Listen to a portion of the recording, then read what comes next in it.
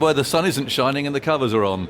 Oh no, Manchester rain. It's not a bad forecast for as of after today, but it rather hampered players' practice again, as you can imagine.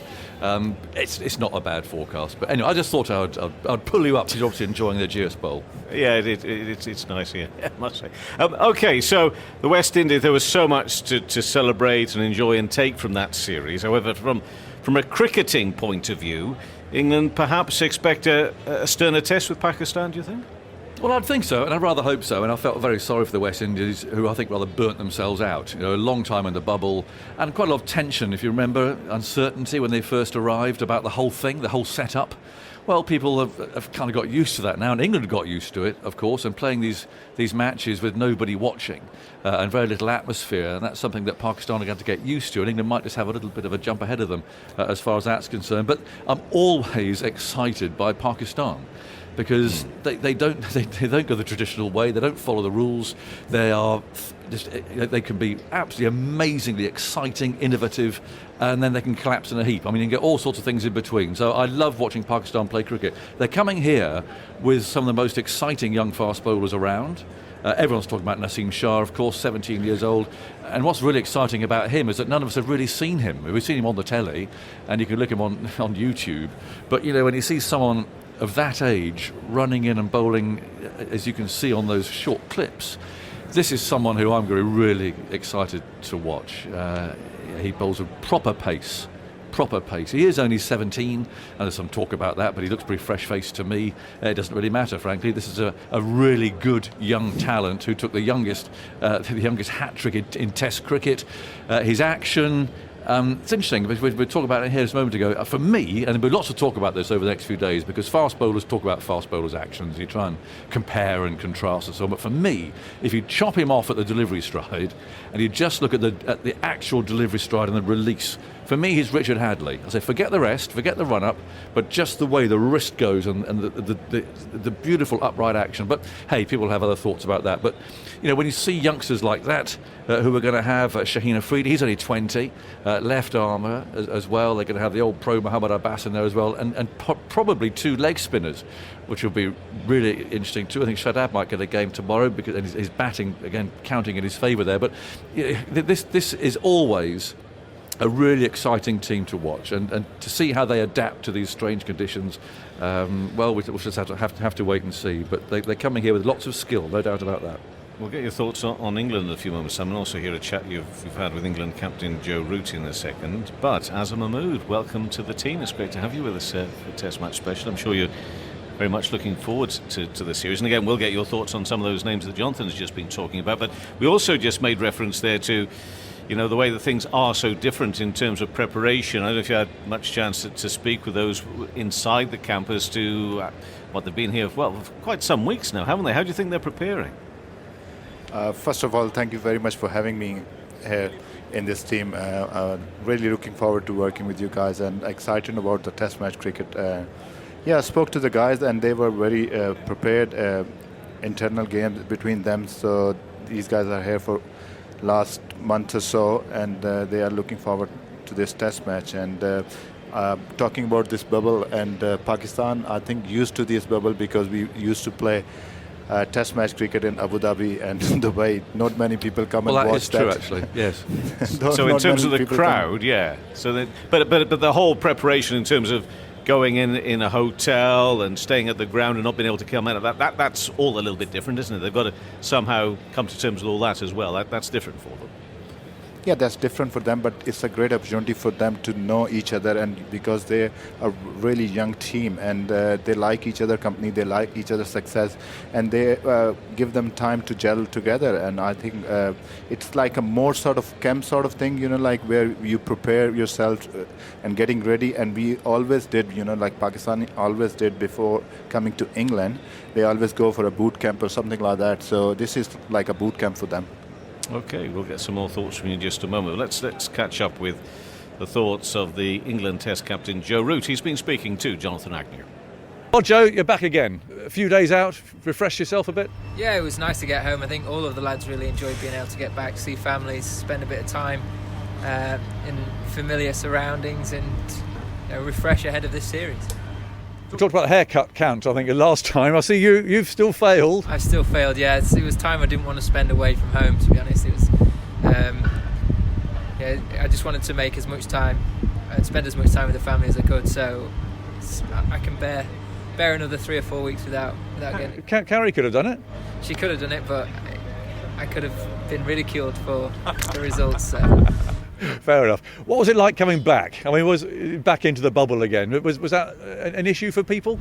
No, I wouldn't say it was an issue. I think everyone knows what to expect now, so there's that unknowing is not there anymore. And actually, it's always nice when you meet back up with the lads, and we know what we're trying to do this series. We obviously set out to go and win, and off the back of 2 brilliant performances, we're in a really good place to go and do that. Yeah, I can imagine, I'm only guessing a bit, but I can imagine when you're preparing for the West Indies series, you had time together, you could really focus on them as a team. How about Pakistan? Because you've only finished West Indies only a few days ago. Have you had enough time, do you think, to really look and study a whole new different set of opponents? Yeah, I mean, the footage is available for us all the time now, so we can look at stuff, we can do our research and look at different bowls' actions, the guys that we haven't seen before, look at modes of dismissals and how guys have got out in previous series. But a lot of the work does come throughout the games and playing against them and getting a feel for things out there. And one of our big focuses recently, in more recent times, has been really looking after our own games and looking after our own performances and how we're trying to go about Test match cricket. And if we can keep focusing on what we're trying to do and what our game plan is, and keep executing it well like we have done in the last couple of games and on the previous tour to South Africa, then we'll give ourselves a really good chance. I thought our bowlers have been excellent in the lengths they've bowled. Batters have been able to make substantial scores and build scoreboard pressure and drive the game from there. So we just got to continue to keep improving on that, keep trying to develop that, and get better at it all the time.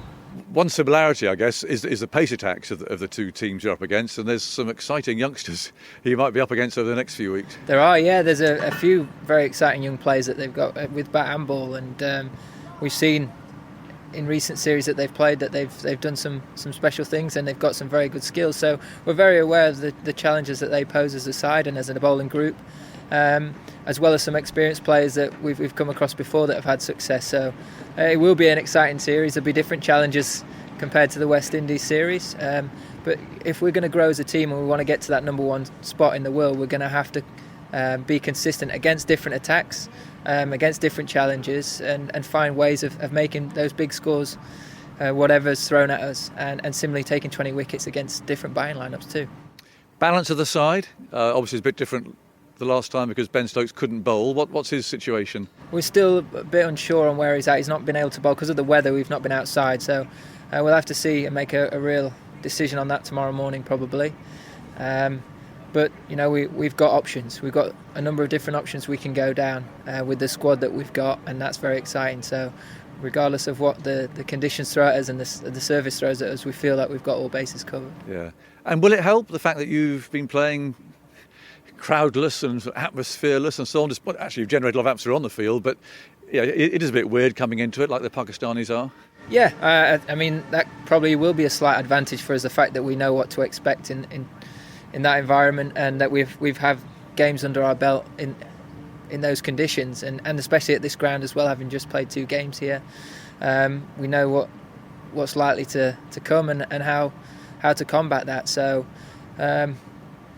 you could say we've got a slight advantage there, obviously in our own conditions as well, and ultimately we've just got to go and perform as we have done in the last 2 games. Look to make those big runs with the bat, and keep asking really good questions with the ball. Build pressure for long periods of time, and you've seen when the skill levels of our bowlers, when we get it right and we put it in those areas, it's very difficult for some of the best batters in the world. Not going to drop Stuart Broad, are you? No, I don't think so. Cheeky one there from you, Jonathan. I was just thinking, reminding myself, of course, of the first test here at Southampton, and thinking to myself, I wonder which of the England bowlers they may decide to fire up by leaving them out of the England team tomorrow. But it's a very interesting team selection. Really looking forward to finding out which one England go with tomorrow morning. what they did in the last Test match was to play a full bowling attack without Stokes. And because they haven't been able to bowl outside, they've only been indoors, they've really got no idea whether he's able to bowl or not. So I thought it sounded a bit doubtful there, if I'm honest. This is a 3-match series, and them, England having just won. And there's always this ticklish question about who they're going to drop. I suspect they might go with the same team. If not, then you'd imagine that Zach Crawley will come in. Stokes is fit to bowl. Who do they drop? I suspect it might be Jofra Archer, who doesn't appear to enjoy bowling here very much. He had a poor Ashes Test match here, remember, last year. Didn't really get going here for the last Test match. And actually that might be quite a straightforward decision for them to make, because they can't drop Wokes. They can't drop Broad, and Joe virtually admitted it there, and do you drop James Anderson? So I think by just a process of elimination, those are the options that are available to England. Did you mention talk of the spinners in amongst that, and what we're expecting? Not yet, but that's a very good prod. Thank you, Kevin. Don Best thinks he's playing. I spoke to him earlier, and he's pottering around. They will definitely go with one spinner. As I said, Pakistan might go with 2, because they'd have seen that the pitches there have been dry.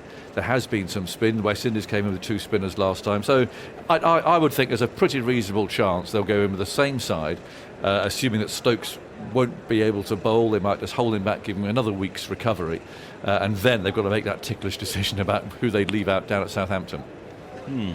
Obviously, that exciting bowling attack of Pakistan we must move on to quite quickly, but let's, whilst we're on the England bowling attack, and Stuart Broad in particular, your thoughts on Broad and what England have at their call at the moment. It's pretty strong, isn't it? Well, it is, and it's always,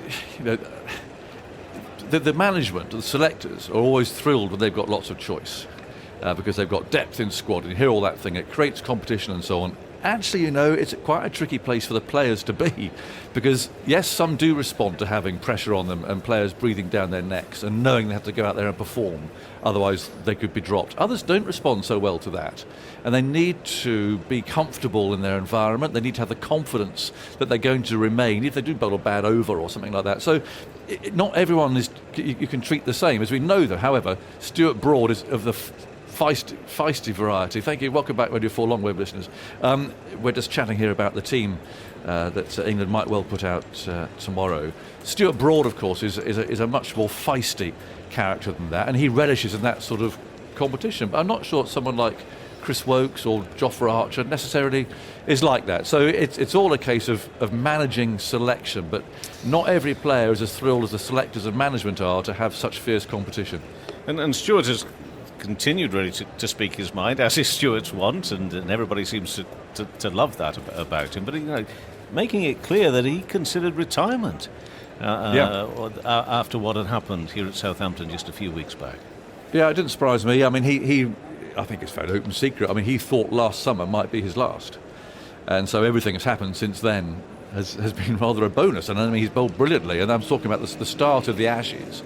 I had a long conversation with him, and he thought that the way it would go might very well be that he would, I don't know, maybe play out half the series or something like that. But we just said just treat each week as it comes, and just take it from there. And that was the way he went into that Ashes series. And of course, he had a brilliant series. He bowled beautifully in South Africa as well, and here he is again now, bowling just as well. So no, it didn't surprise me at all that he thought that. I mean, he knows that he's at the top of the hill, if you like, if he's not just teetering over, and it's a high level of skill, determination and everything else that he has, and character that's making him kick those knees up and keep going at the moment.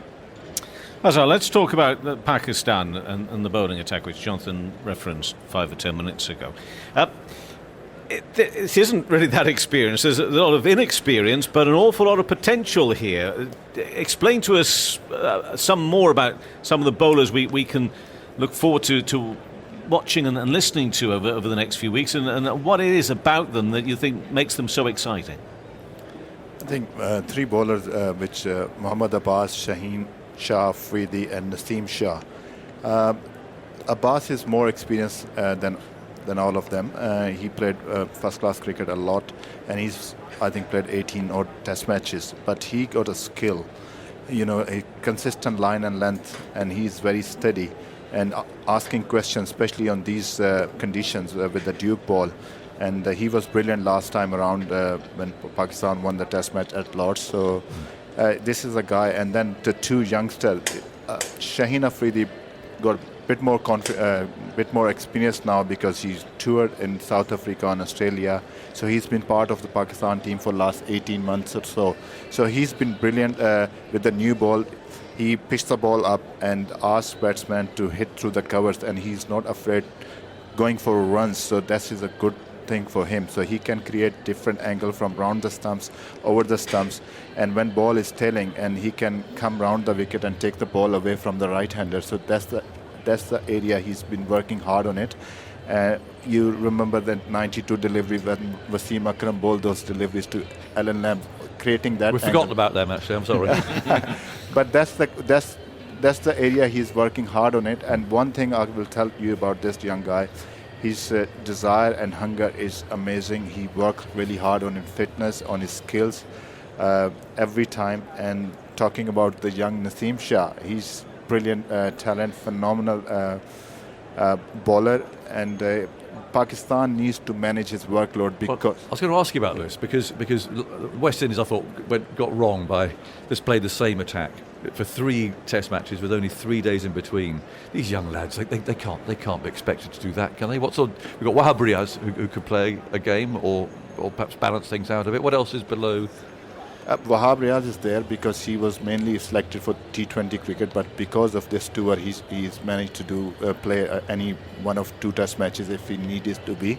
But yes, definitely we have to manage this guy, yes. Because I can tell you when we were in South Africa, Shaheen Shah Afridi in the first Test match touching 90 miles an hour, and after the first match, he bowled, I think 36 over, and then second innings he was bowling at 80, and he said, "I'm running in, and why I'm not bowling quick?"